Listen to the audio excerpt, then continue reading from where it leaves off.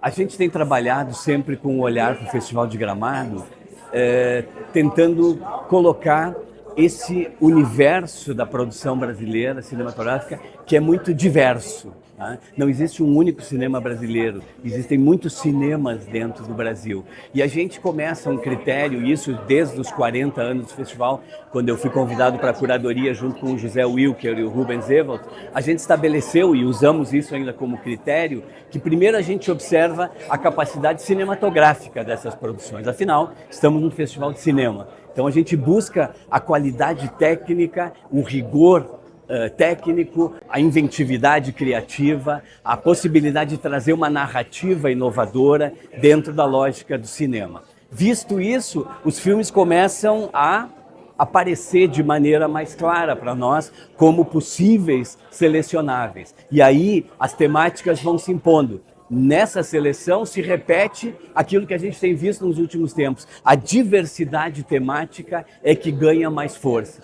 Então a gente já começa, nosso trabalho de curadoria também é escolher o filme de abertura. O filme de abertura também diz muito da seleção do Festival de Cinema de Gramado, em cada ano, né?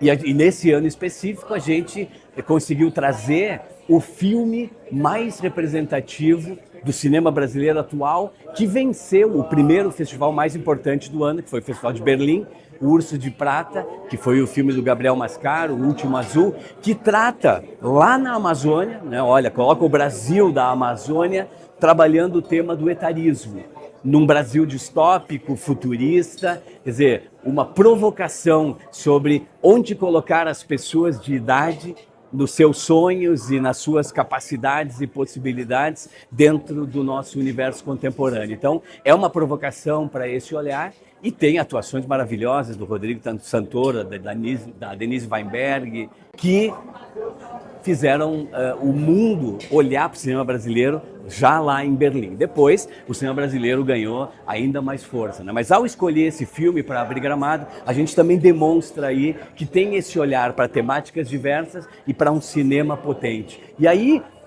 hoje nós revelamos 6 filmes, né? Mas nós temos ainda mais 4 documentários. Então, esses 10 filmes que a gente está selecionando, dos quase 300 que se inscreveram em Gramado, eles trazem essa diversidade temática, essa diversidade estética e narrativa do cinema brasileiro e, sobretudo, essa demonstração do talento em olhar para as nossas realidades, olhar para as nossas histórias e poder contá-las na linguagem cinematográfica, com produções que são capazes de vir a Gramado e depois ganhar as telas, que é isso que nos importa, né? Eu sempre comento que a gente escolhe filmes que nasçam em Gramado, não que morram em Gramado.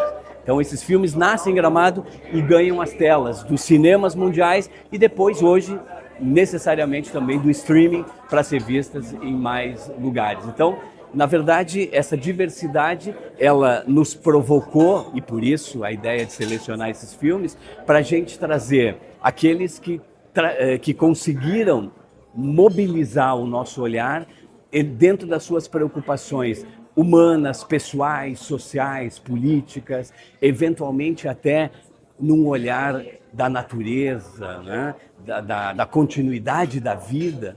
E também, por que não, de pensar da finitude da vida quando a gente pensa um filme como alguns dos que nós trouxemos, nem vou dizer um só, mas 3 dos filmes, que 4 são estreias mundiais, 2 são já filmes que estiveram em outras partes do mundo, mas alguns deles tratam o olhar da morte e do fim da vida para repensar a vida. Então, são filmes que também produzem uma reflexão na audiência, né? Então, o cinema que é diversão está aí, ele vai divertir. O Falabella também trouxe o Querido Mundo com um olhar assim, de um filme reflexivo, mas ao mesmo tempo com o toque que ele tem de um humor ácido e ao mesmo tempo divertido. E por outro lado, a gente tem algumas produções que vão fazer sim a gente repensar o nosso olhar com a natureza, com as pessoas de idade, com as mulheres, numa representação também de vários filmes